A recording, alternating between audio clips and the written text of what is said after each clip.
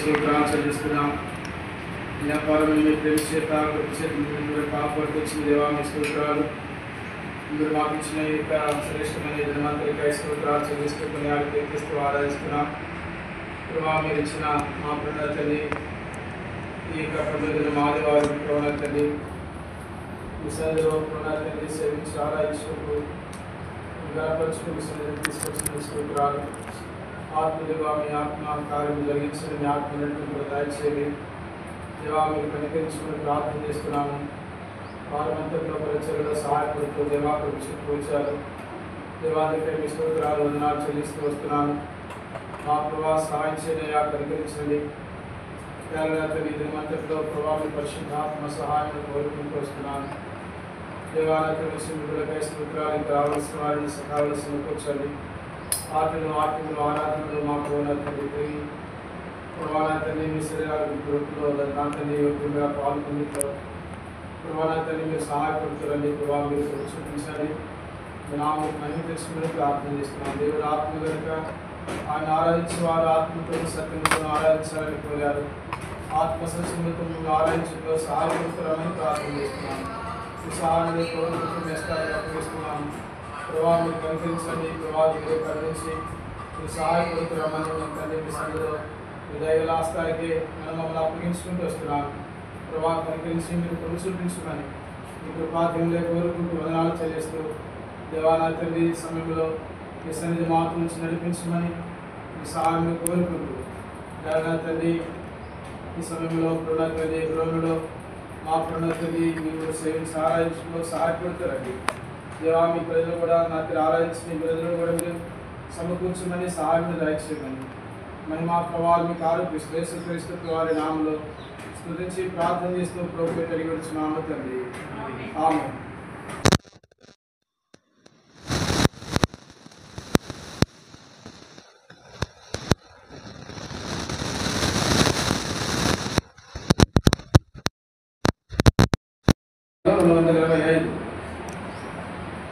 నే స్తుతించదను యేసు నామమును భజించదను క్రీస్తు నామమును.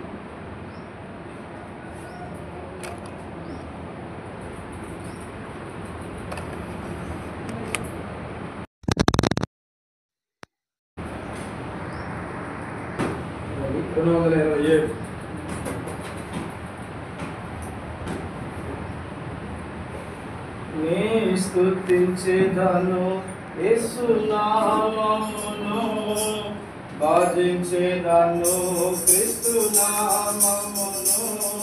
స్తుతికి యోగ్యుడని నిత్యం నిత్యం నే స్తుతించెదను. ఆ ప్రభు కృప ప్రేమ కనికరములు వారిని పడేవారికి తరమవునా. ఆ ప్రభు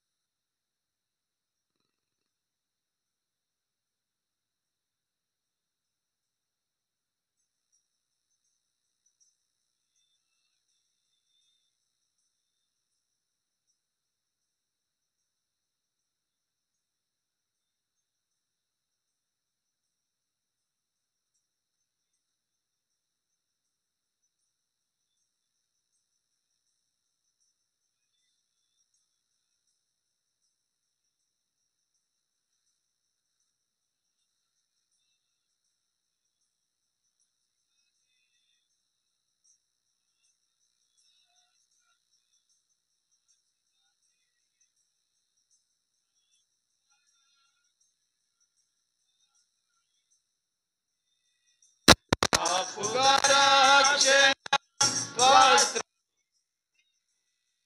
పొగడిగా నిన్ను ధవళవానుడా పొగడిగా నిన్ను ధవళవానుడా కొనియాడి పాడి కీర్తించి వర్ణించెదా నిన్ను నా ప్రభువా కొనియాడి పాడి కీర్తించి వర్ణించెదా నిన్ను నా ప్రభువా తూర్పు జ్ఞానులు నీకర్పించిరి తూర్పు జ్ఞానులు నీకర్పించిరి బంగారు సామ్రాణి బోళము బంగారు సామ్రాణి బోళము తెలుపబడెను నీ ఘన విజయము తెలుపబడెను నీ ఘన విజయము భజించెదా నిన్ను రత్నవానుడా భజించెదా నిన్ను రత్నవానుడా కొనియాడి పాడి కీర్తించి వర్ణించెదా నిన్ను నా ప్రభువా కొనియాడి పాడి కీర్తించి వర్ణించెదా నిన్ను నా ప్రభువా గుర్తించెదా నిన్ను ఘనముగా నేను గుర్తించెదా నిన్ను ఘనముగా నేను ఘనుడా నాకు ప్రభుడవు నీవే ఘనుడా నాకు ప్రభుడవు నీవే పదివేలలో నా ప్రియుడగు ప్రభువా పదివేలలో నా ప్రియుడగు ప్రభువా పరికించి నిన్ను పాడి స్తుతించెదా పరికించి నిన్ను పాడి స్తుతించెదా కొనియాడి పాడి కీర్తించి వర్ణించెదా నిన్ను నా ప్రభువా కొనియాడి పాడి కీర్తించి వర్ణించెదా నిన్ను నా ప్రభువా ఆరాధించెదా ప్రభువా దేవా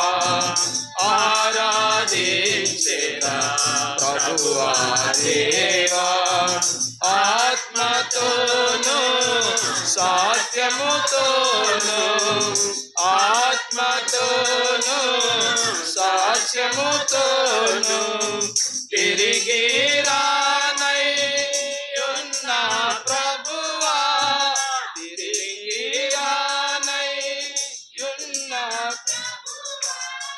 స్తుతియో ఘనత మహిమయు నీకే స్తుతియో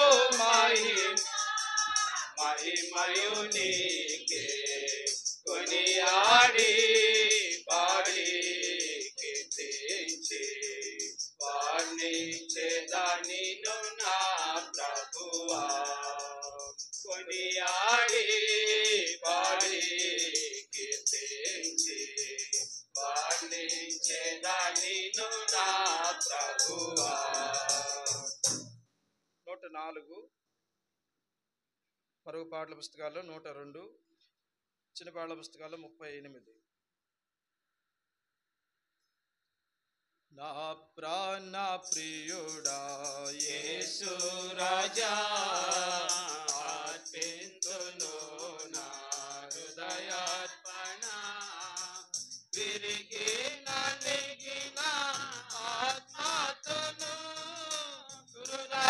హృదయపూర్వక ఆరాధనతో సత్యముగా అద్భుత కరుణ ఆలోచన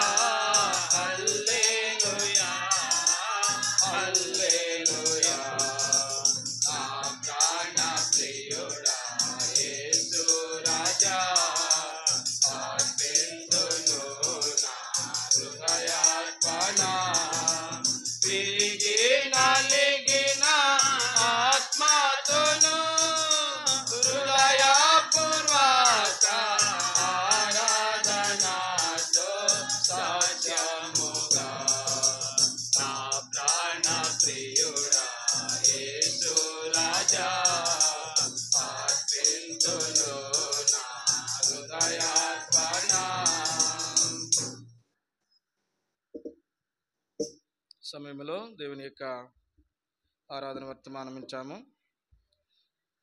రండి కుమార్ రండి.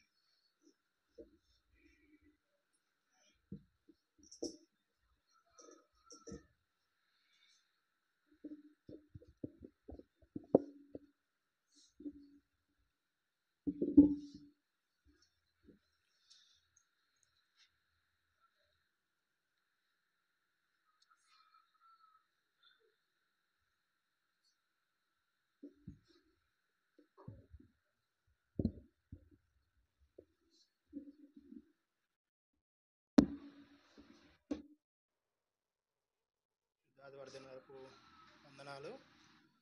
ఈ దినము మనము దేవుణ్ణి ఆరాధించడం కొరకై మనము కూడి వచ్చినాము కాబట్టి దేవుడి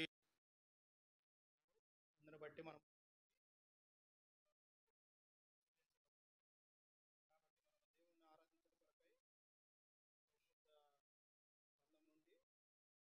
వాక్య భాగం చదువుకుందాం. కీర్తనల గ్రంథం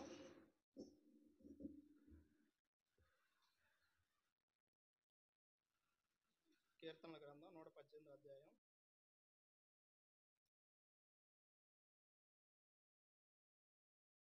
కీర్తనల గ్రంథం 118 అధ్యాయం 8-9 వచనాలు. కీర్తనల గ్రంథం 118 అధ్యాయం 8-9 వచనాలు మనందరం కలిసి బిగ్గరగా చదువుకుందాం. కీర్తనల గ్రంథం 118 అధ్యాయం 8-9 వచనాలు. మనుషులను నమ్ముకొనుట కంటే యెహోవాను ఆశ్రయించుట మేలు, రాజులను నమ్ముకొనుట కంటే యెహోవాను ఆశ్రయించుట మేలు. దేవుని సహాయం కొరకు ప్రార్థన చేసుకుందాం. పరిశుద్ధుడా, ప్రేంగల మా తండ్రి, మీకే స్తోత్రాలు, వందనాలు. ఆయన ప్రభువా, ఈ పరిశుద్ధ ఆదివారంలో ప్రభువా, ఇప్పటివరకు పాటల ద్వారా మహిమా ఘనత ప్రభావాలు పొందిన దేవా, మీకే స్తోత్రాలు, వందనాలు చెల్లిస్తున్నాం తండ్రి. మరి మిమ్మల్ని ఆరాధించుట కొరకై కొంత వాక్య భాగం చదువుకుని ఉన్నాం నాయన. మీ చిత్తమైతే మీరే సహాయం దయచేయండి ప్రభువా. అల్పుణ్ణి, అభాగ్యుణ్ణి, అయుజ్యుణ్ణి ప్రభువా, నన్ను జ్ఞాపకం చేసుకోండి. మాట్లాడేవాడిని నేను కాదు కానీ ప్రభువా, నీ ప్రజలకు ఏదైతే అవసరం ఉన్నదో, ఏదైతే అక్కడ ఉన్నదో మీరే నా ద్వారా మాట్లాడి వినిపిస్తూ రమ్మని, సహాయం దయచేస్తూ రమ్మని, వాక్య భాగాన్ని తండ్రి వారి హృదయంలో, మా హృదయాల్లో భద్రపరుచుకొని ప్రభువా, వాక్యానుసారంగా మిమ్మల్ని ఆరాధించుటకు మాకును జ్ఞానాన్ని, తెలివిని, బుద్ధిని దయచేయమని ప్రభువా, వచ్చిన వారిని బట్టి స్తోత్రాలు. ఇంకా రావాల్సిన వారిని త్వరపెట్టి వేగరంగా నడిపిస్తూ రమ్మని, మీరే మహిమా ఘనత ప్రభావాలు పొందుకోమని యేసుక్రీస్తులో సమర్పించి ప్రార్థిస్తున్నాం తండ్రి, ఆమేన్. మనం చదువుకున్న వాక్య భాగం కీర్తనల గ్రంథం 118 అధ్యాయం 8-9 వచనాలు. మనుషులను నమ్ముకొనుట కంటే యెహోవాను ఆశ్రయించుట మేలు, రాజులను నమ్ముకొనుట కంటే యెహోవాను ఆశ్రయించుట మేలు. ఈ రెండు వచనాల్లో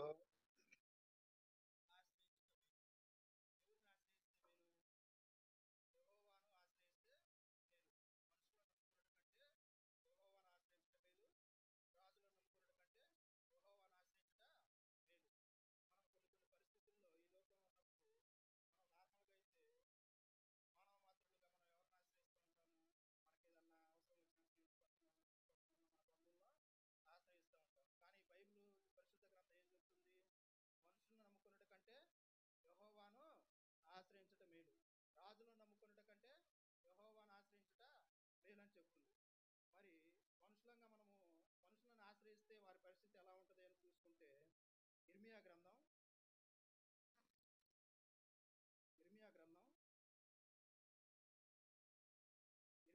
17వ అధ్యాయం. ఇర్మియా గ్రంథం 17వ అధ్యాయం 5వ వచనం. యెహోవా ఇలాగు సెలవిస్తున్నాడు, నరులను ఆశ్రయించి శరీరులను తనకు ఆధారంగా చేసుకొనుచు తన హృదయమును యెహోవా మీద నుండి తొలగించుకునేవాడు శాపగ్రస్తుడు. ఎవరంట? నరులను ఆశ్రయించేవాడు. ఎలాంటి వాడంట? శాపగ్రస్తుడు. నరులను ఆశ్రయించే వారి పరిస్థితి ఎలా ఉండిద్ది? ఆ కింద 6వ వచనం చూడండి. వాడు ఎడారిలోని అరుహ వృక్షం వలె ఉండును, మేలు వచ్చినప్పుడు అది వానికి కనబడదు. వాడు అడవిలో కాలిన నేల యందును నిర్జనమైన చవిటి భూమి యందును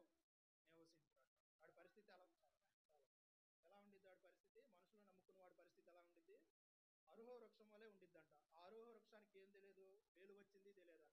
అది చవిటి భూమిలో ఉన్నట్టుగా ఉండిద్ది. అలాగే మనుషులు నమ్ముకున్న వాడి పరిస్థితి కూడా, వాడికి ఏ సమయంలో ఏం జరుగుతుంది, మేలు వచ్చింది తెలియదు, కీడు వచ్చింది తెలియదు. కీడు వచ్చినప్పుడే కదా వాడు ఆశ్రయించేది. వాడు ఆశ్రయించినప్పుడు కూడా వాడికి ఆ పరిస్థితి తెలియదు. వాడి పరిస్థితి అలా ఉండిద్ది. అదే కింద మనం చూసుకున్నాం కదా, ఇప్పుడు కింద 7వ వచనం ఏంటిది? యెహోవాను ఆశ్రయించిన వాడి పరిస్థితి ఎలా ఉండిద్దంట? యెహోవాను నమ్ముకొని వాడు ధన్యుడు, యెహోవానికి ఆశ్రయంగా ఉంటాడు. యెహోవాను నమ్ముకొని వాడు ధన్యుడు, యెహోవానికి ఆశ్రయంగా ఉంటాడు. యెహోవా ఆశ్రయంగా ఉన్నవాడి పరిస్థితి ఎలా ఉండిద్ది?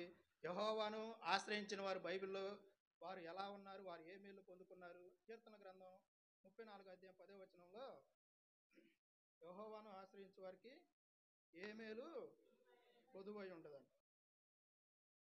కీర్తన గ్రంథం 34వ అధ్యాయం. సింహపు పిల్లలు లేమి గలవై ఆకలి గొనును, యెహోవాను ఆశ్రయించు వారికి ఏ మేలు పొదువై ఉండదంట. పైన ఇంతక మనం చదువుకున్న ఇర్మియా గ్రంథంలో మనుషులను ఆశ్రయించేవాడి పరిస్థితి ఎలా ఉందో చూసుకున్నాం. ఇప్పుడు యెహోవాను ఆశ్రయించే వారికి ఎలా ఉండిద్దంట? ఏ మేలు పొదువై ఉండదంట. అలాగే బైబిల్ గ్రంథంలో, పరిశుద్ధ గ్రంథంలో యెహోవాను ఆశ్రయించి ఎవరెవరు ఏ మేలు పొందారో మనం ఒక 5గురు 4గురు చూసుకొని దేవుణ్ణి ఆరాధిస్తాం. ఆమోస్ గ్రంథం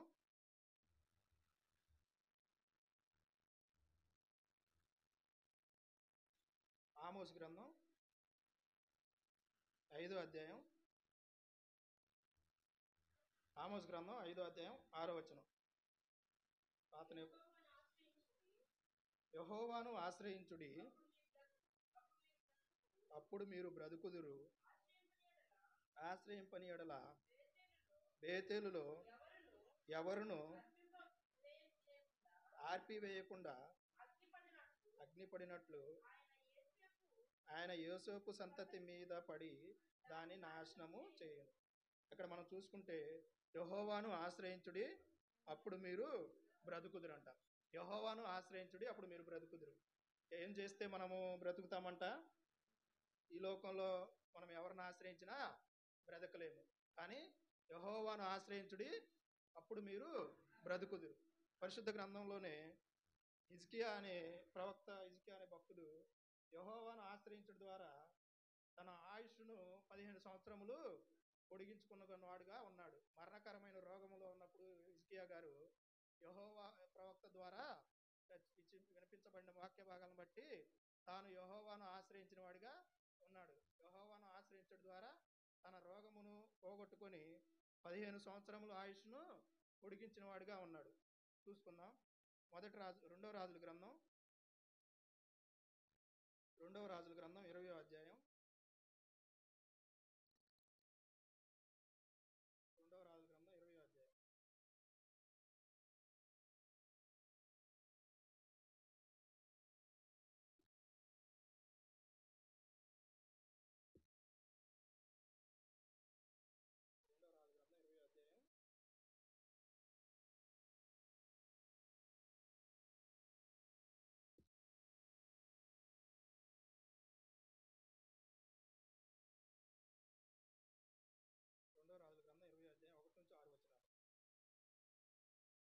ఆ దినములలో హిజ్కియాకు మరణకరమైన రోగము కలుగగా ఆమోజు కుమారుడును ప్రవక్తయునైన యెషయా అతని యొద్దకు వచ్చి, నీవు మరణమవుతున్నావు, బ్రతుకవు గనుక నీవు నీ ఇల్లు చక్కబెట్టుకొనుమని యెహోవా సెలవిచ్చుతున్నాడని చెప్పగా,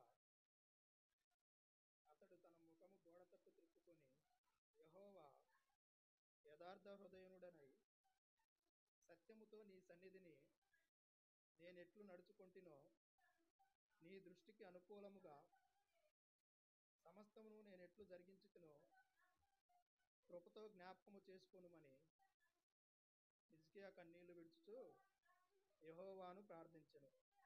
యెషయా నడిమిశాలలో నుండి అవతలకు వెళ్ళక మునిపే యెహోవా వాక్కు అతనికి ప్రత్యక్షమై ఇలాగు సెలవిచ్చెను, నీవు తిరిగి నా ప్రజలకు అధిపతి అయిన హిజ్కియా యొద్దకు పోయి అతనితో ఇట్లనుము, నీ పితరుడైన దావీదునకు దేవుడగు యెహోవా నీకు సెలవిచ్చినదేమనగా, నీవు కన్నీళ్లు విడుచుట చూచితిని, నీ ప్రార్థన నేను అంగీకరించి ఉన్నాను.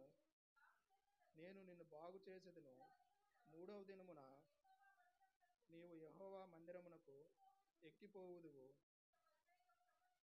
ఇంకా 15 సంవత్సరముల ఆయుష్యము చూపించదు. ఏం జరిగింది ఇక్కడ? హిజ్కియా గారు పర్ణకాయ రోగంలో ఉన్నప్పుడు యెషయా ప్రవక్త ద్వారా యేసుప్రభు వారు మాట్లాడుతున్నారు. అతని యొద్దకు వెళ్ళి నువ్వు చెప్పుము, అతడు యెహోవాను ఆశ్రయించిన ఆ రోగం పోయి మరి ఇంకా 15 సంవత్సరాలు ఆయుర్దాయం పొందుతున్నప్పుడు హిజ్కియా గారు యెహోవాను ఆశ్రయించాడని ఎలా తెలుసుకుంది అంటే మనకి అక్కడ చూడండి. ఇప్పుడు మనం చదివిన దాంట్లో 2వ వచనం, అతడు తన ముఖము గోడ తట్టు త్రిప్పుకొని, యెహోవా యథార్థ హృదయుడనై సత్యముతో నీ సన్నిధిని నేనెట్లు నడుచుకుంటునో, నీ దృష్టికి అనుకూలముగా సమస్తమును నేనెట్లు జరిగించుతునో కృపతో జ్ఞాపకము చేసుకొనుమని హిజ్కియా కన్నీళ్లు విడిచుచు యెహోవాను ప్రార్థించాడు. మామూలుగా ప్రార్థించడం అంటే మనము ప్రార్థిస్తాం, అలా వెళ్ళి ఇలా ప్రార్థిస్తూ ఉంటాం. కానీ ఇక్కడ హిజ్కియా గారు యెహోవాను ఆశ్రయించాడు. మనం ఎలా గ్రహిస్తాము, ఎలా తెలుసుకుంటామంటే తాను చెప్తూ ఉన్నాడు, నేను ఎట్లు నడుచుకుంటునో సత్యముతో నీ సన్నిధిలో నేను ఎట్లు నడుచుకుంటునో, హృదయుడై యథార్థ హృదయుడనై సత్యముతో నీ సన్నిధిని నేను ఎట్లు నడుచుకుంటునో, నీ దృష్టికి అనుకూలంగా సమస్తమును నేను ఎట్లు జరిగించుతునో యెహోవా ఒకసారి జ్ఞాపకం చేసుకోయ్యా, జ్ఞాపకం చేసుకొని నన్ను స్వస్థపరచు అని దేవుని సన్నిధిలో కన్నీళ్లు విడిచుచూ ప్రార్థించిన వాడిగా ఉన్నాడు.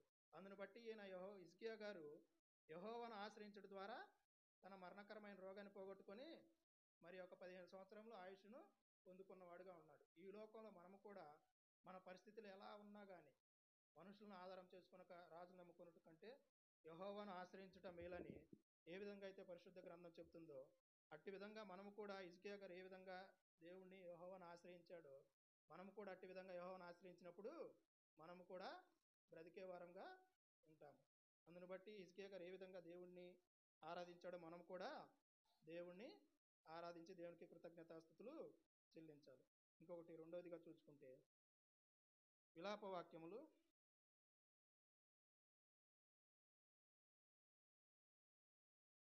3వ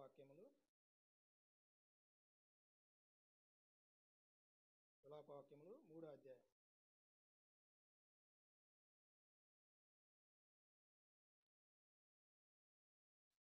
విలాపవాక్యములు 3వ అధ్యాయం 25వ వచనం.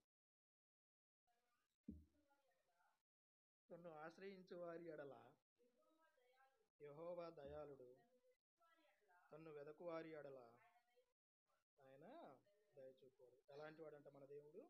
దయాళుడంట. ఎవరికి దయాళుడు? అందరికీ దయాళుడే. కానీ ఇక్కడ తన్ను ఆశ్రయించు వారి ఎడల యెహోవా దయాళుడు, యెహోవా దయగలవాడన్నమాట. తన్ను వెదకు వారి ఎడల ఆయన దయచూపువాడు. యెహోవా దయాళుడు, ఆయన కృప నిత్యముండునని మనం కీర్తన గ్రంథంలో పదే పదే చూస్తూ ఉంటాం. యెహోవా దయాళుడు, ఆయన కృప నిత్యముండును, ఆయనకు కృతజ్ఞతాస్తుతులు చెల్లించుడని పదే పదే ప్రతి అధ్యాయంలో కీర్తన గ్రంథంలో మనం చూస్తూనే ఉంటాం. మరి బైబిల్ గ్రంథంలో యెహోవా ఎవరికి దయాళుడిగా ఉన్నాడు? మనం ఒకళ్ళని చూసుకుందాం. అందరికీ దయాళుడే. యెహోవా అంటేనే ఆయన దయాళుడు, దయగల దేవుడు. ఆయన పేరే యెహోవా దయాళుడు, దయగలిగిన దేవుడు. అలాంటి బిరుదులు కలిగిన మన దేవుడు తను అందరికీ ఆశ్రయం, తను ఎవరైతే ఆశ్రయిస్తారో అందరికీ దయ చూపేవాడిగా ఉంటాడు. బైబిల్ గ్రంథంలో 2వ సమూయేలు గ్రంథం 2వ సమూయేలు గ్రంథం 2వ సమూయేలు గ్రంథం 22వ అధ్యాయం.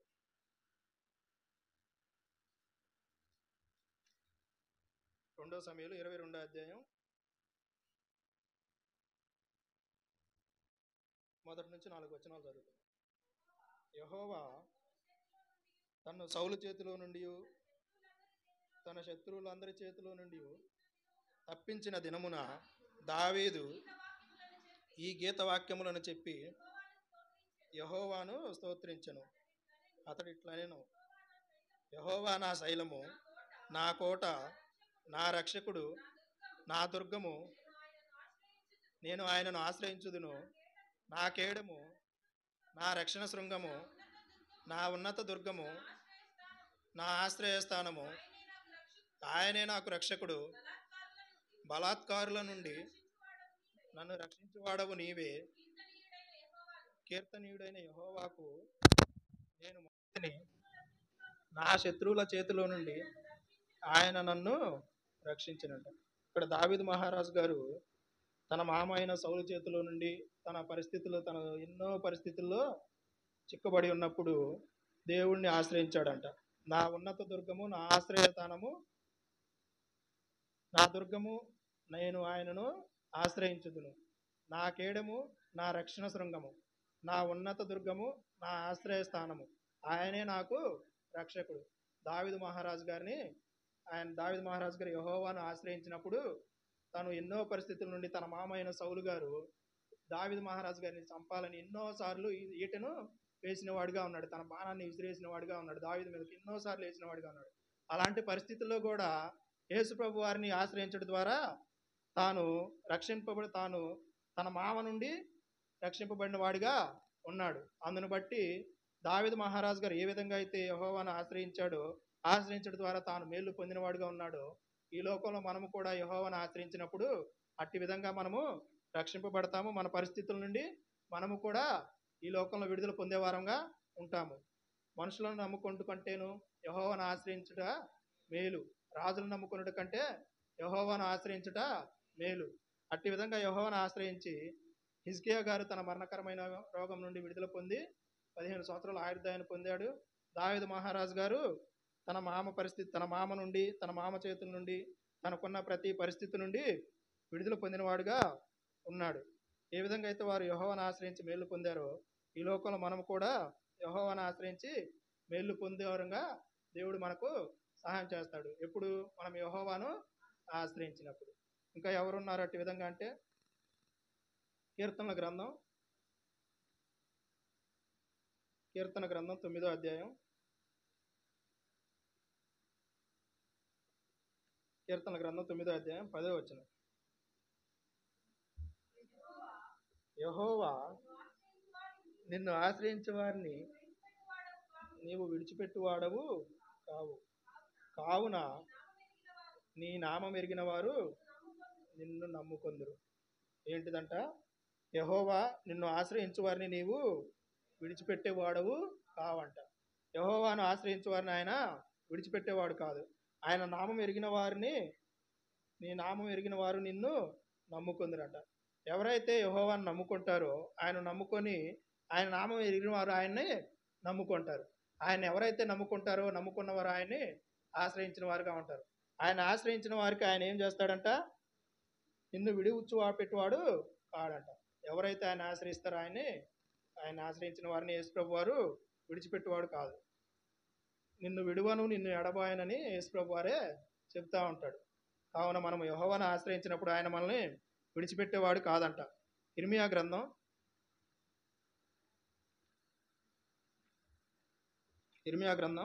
17వ అధ్యాయం.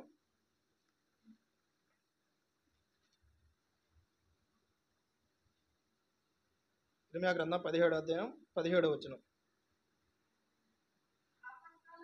ఆపత్కాలమందు నీవే నా ఆశ్రయము, నాకు అధైర్యము పుట్టింపకమంట. ఇక్కడ భక్తుడు ప్రార్థిస్తున్నాడు. ఆపత్కాలమందు నీవే నా ఆశ్రయము, నాకు అధైర్యము పుట్టింపకమంట. ఏ విధంగా అయితే ఆపత్కాలంలో యెహోవాను ఆశ్రయిస్తామో, యెహోవాను ఆశ్రయించినప్పుడు ఆయన మనల్ని విడిచిపెట్టేవాడు కాదు. మనుషులను నమ్ముకొనుట కంటే యెహోవాను ఆశ్రయించుట మేలు. రాజులను నమ్ముకొనుట కంటే యెహోవాను ఆశ్రయించుట మేలు. యెహోవాను ఆశ్రయించినప్పుడు ఆయన మనల్ని విడిచిపెట్టువాడు కాదంట. మనం ఆశ్రయించినప్పుడు విడిచిపెట్టకుండా మనతో ఉండి మనల్ని రక్షించేవాడిగా, మనల్ని కాపాడేవాడిగా మన ప్రభు అయిన యేసుక్రీస్తు వారు ఉంటారు. అందును బట్టి మనము దేవునికి కృతజ్ఞతాస్తుతులు చెల్లించాలి. ఇంకా చూసుకుంటే అదే కీర్తనల గ్రంథం 5వ అధ్యాయం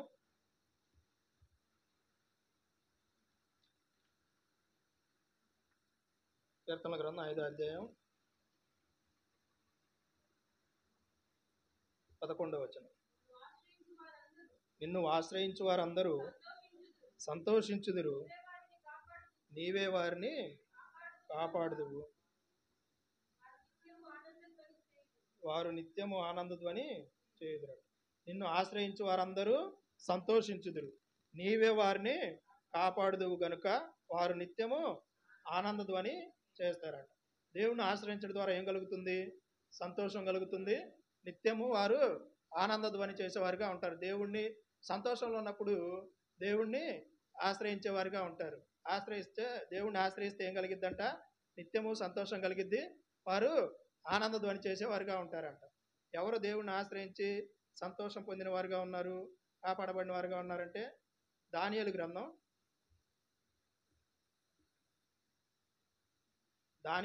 3వ అధ్యాయం.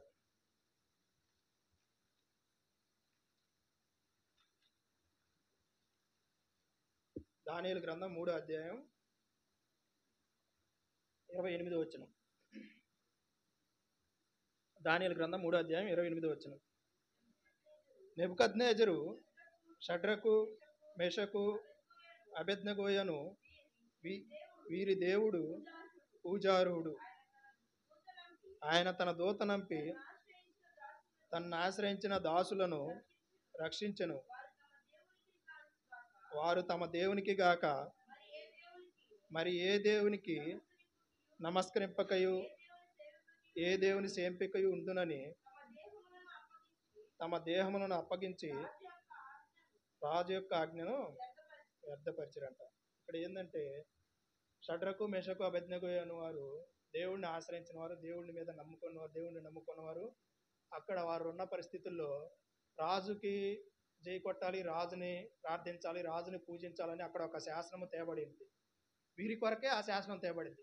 అయినా కానీ వీరు ఆ శాసనాన్ని కానీ వారి అక్కడ రాజు ఆజ్ఞను కానీ లెక్క చేయకుండా యెహోవాను ఆశ్రయించిన వారిగా ఉంటారు. యెహోవాను ఆశ్రయించి వారు ఏం చేస్తారు? ఆ రాజుని మొక్కకుండా, ఆ రాజుకి జై కొట్టకుండా ఉండి దేవుడు కావాలంటే వారి పరిస్థితులను బట్టి వారిని రాజు ఏం చెప్తాడు? వీరిని అగ్నిగుండంలో వేయమని ఆజ్ఞాపిస్తాడు. వారిని అగ్నిగుండంలో వేయమని ఆజ్ఞాపించినప్పుడు వారితో పాటు వారిని అగ్నిగుండంలో వేయటానికి వెళ్ళిన ఆ సైనికుడికి ఆ సెక తగిలిద్ది, కానీ ఆ అగ్నిగుండం సెక వీరికి అక్కడ ఎంట్రుకైనను ఏమీ ఆవిరి కూడా తగలదు.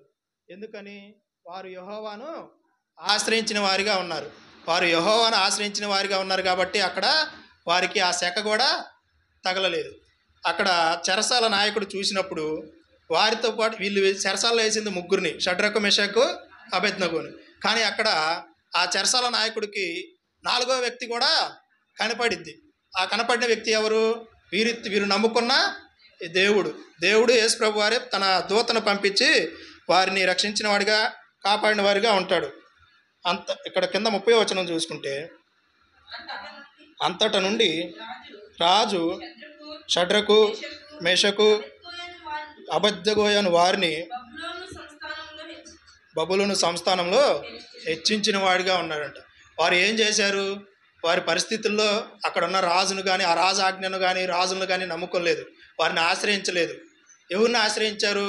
యేసు ప్రభు వారిని, యెహోవాను ఆశ్రయించారు. ఆశ్రయించడం ద్వారా ఏం కలిగింది వారికి?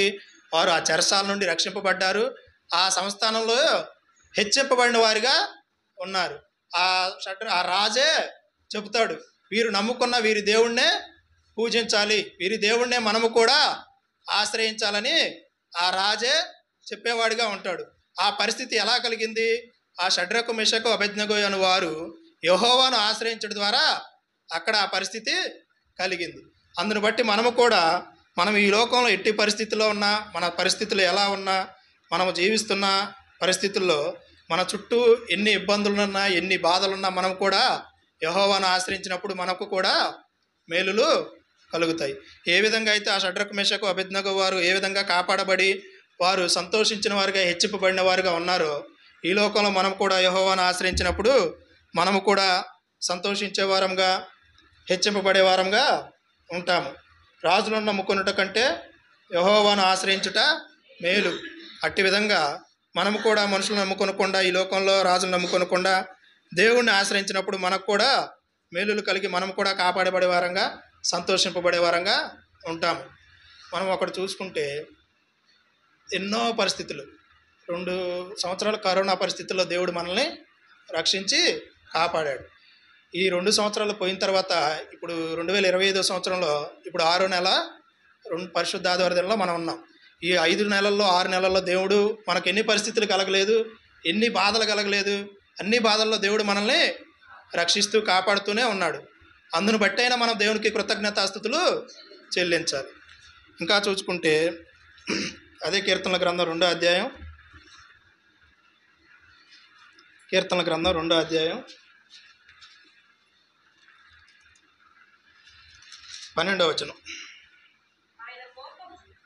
ఆయన కోపము త్వరగా రగులుకొనును, కుమారుని ముద్దు పెట్టుకొనుడి, లేని ఎడల ఆయన కోపించును, అప్పుడు మీరు త్రోవ తప్పి నశించెదరు. ఆయనను ఆశ్రయించు వారందరూ ధన్యులంట. ఎవరు ధన్యులంట?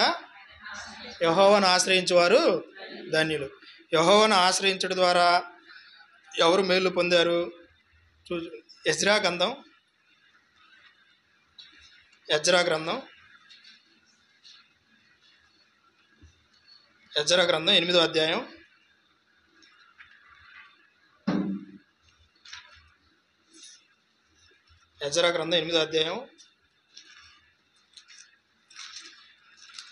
22వ వచనం.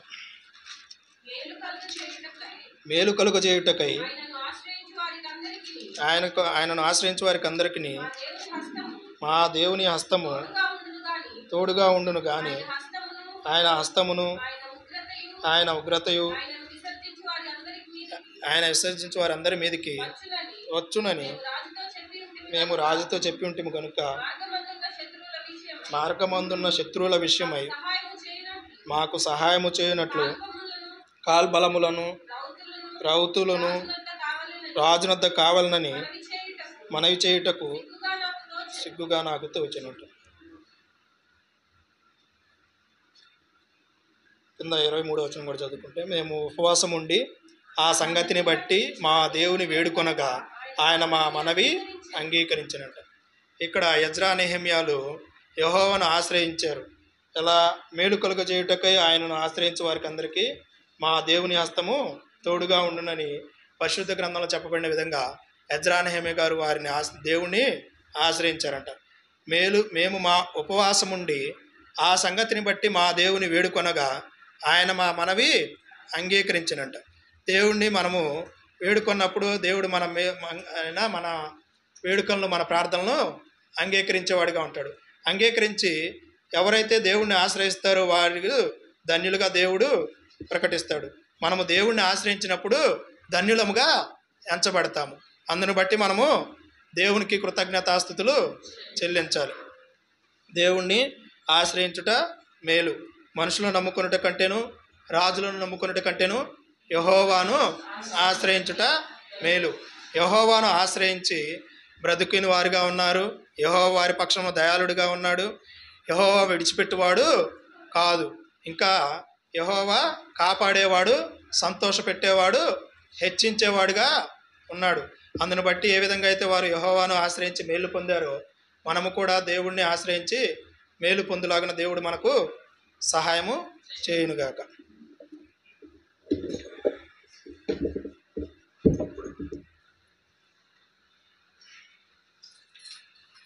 సమయంలో ప్రభువును ఆరాధిస్తాము. మొదటిగా బ్రదర్స్, తర్వాత సిస్టర్స్, ఒకరి తర్వాత ఒకరు ప్రభువును స్తుతించి ఆరాధిస్తారు.